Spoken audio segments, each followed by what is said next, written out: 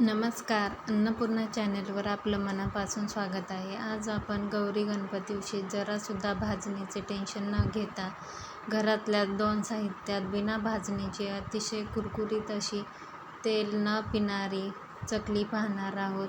ही चकली बनवायला एकदम सोपी आहे व तुम्ही पाहू शकता आपली चकली एकदम परफेक्ट काटेरी अशी झाली आहे.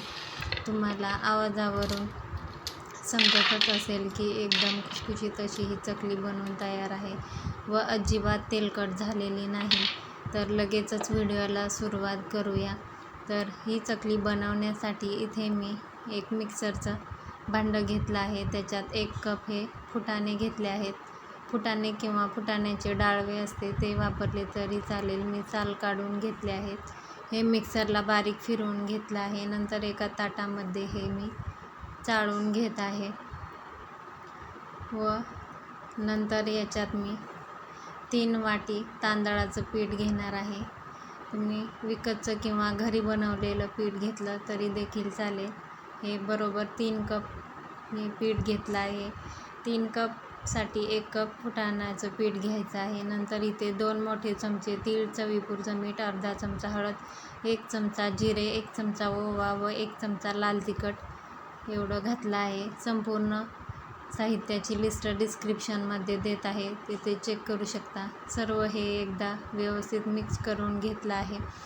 नंतर यासाठी मी अर्धा कप तेल किंवा 3 ते 4 मोठे चमचे कडकडीत तेलाचं मोहन घेतलं आहे. ते याच्यात मिक्स केलं आहे.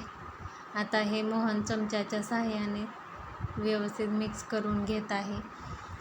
जर चकलीमध्ये मोहन कमी पडलं तर चकली तुमची नरम होऊ शकते.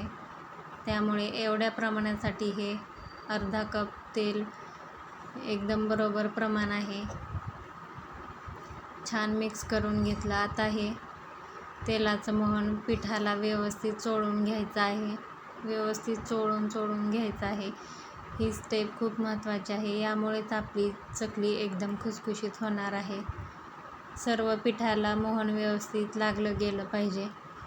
पाहू शकता पिठाचा कलर मोहनमुळे एकदम चेंज झाला आहे व या मूठ होत आहे का नाही ते पाहायचं आहे. मूठ व्यवस्थित होत असेल तर मोहन आपले बरोबर आहे समजावे. नंतर याच्यात मी 3 कप पाणी व्यवस्थित गरम करून घेतलं आहे, उकळून घेतलं आहे. हे याच्यातील थोडंसं पाणी मी याच्यात पिठात घातलं आहे. उलटण्याच्या सहाय्याने मी मिक्स करून घेत आहे. गरम असल्यामुळे लगेच हात घालायचा नाही. थोडं हे पाणी घालून एक घट्टसर आपल्याला पीठ मळून घ्यायचं आहे. जास्त घट्ट व जास्त पातळही नाही, मीडियम कन्सिस्टन्सीचं ठेवायचं आहे. गरम असल्यामुळे सुरुवातीला मी या पद्धतीने मिक्स करून घेत आहे. पाहू शकता. नंतर मी या पद्धतीने हे मळून घेतलं आहे. नंतर कोमट पाण्याचा हात घेऊन व्यवस्थित पीठ हे आपल्याला चुरून घ्यायचं आहे व छान असा याचा डो बनवून घ्यायचा आहे. तर इथे मी सर्व पीठ व्यवस्थित मळून घेतलं आहे. पाहू शकता एकदम सॉफ्ट असे झालं आहे. नंतर या पद्धतीचा चकलीचा साचा मी घेतला आहे, शेवगा. नंतर थोडं पीठ हे आपल्याला घेऊन चकल्या बनवून घ्यायच्या आहेत व राहिलेले पीठ लगेचच झाकून ठेवायचं आहे. झाकून ठेवल्यामुळं ते कोरडं पडत नाही व नंतर चकली करताना आपली चकली तुटत नाही. तर जेवढं पीठ सुरुवातीला घ्यायचं आहे ते आणखी एकदा छान कोमट पाण्याचा हात लावून मळून घ्यायचं आहे. पीठ व्यवस्थित मळून घेऊनच चकली बनवायची आहे, तेव्हाच आपली चकली व्यवस्थित होते, तुटली जात नाही. तर पीठ छान झालं आहे. दाबून भरायचं आहे, हवा जाऊ द्यायची नाही व या पद्धतीने मी प्लेटवर चकली बनवून घेत आहे. या पद्धतीने बनवल्यामुळे चकली तेलात सोडताना अजिबात तुटत नाही व व्यवस्थित आपल्याला सोडता येते. तर नक्की या पद्धतीने प्लेटवर करून पहा. तर अशा पद्धतीने मी इथे चकल्या बनवून घेत आहे. एकदम जास्त चकल्या बनवायच्या नाहीत. 3 किंवा 4च बनवून तेवढ्याच आपल्याला तळून घ्यायच्या आहेत. एकदम जास्त बनवल्या तर त्या तेलात सोडताना तुटण्याची शक्यता असते. तर मी 4 चकल्या तळून चार चकल्या बनवून घेत आहे व लगेचच तेवढ्या तळून घेत आहे. तर पाहू शकता एकदम गोल अशी चकली बनवून झाली आहे. तेल व्यवस्थित गरम झाल्यावर चकली आपल्याला तेलात या पद्धतीने सोडायची आहे.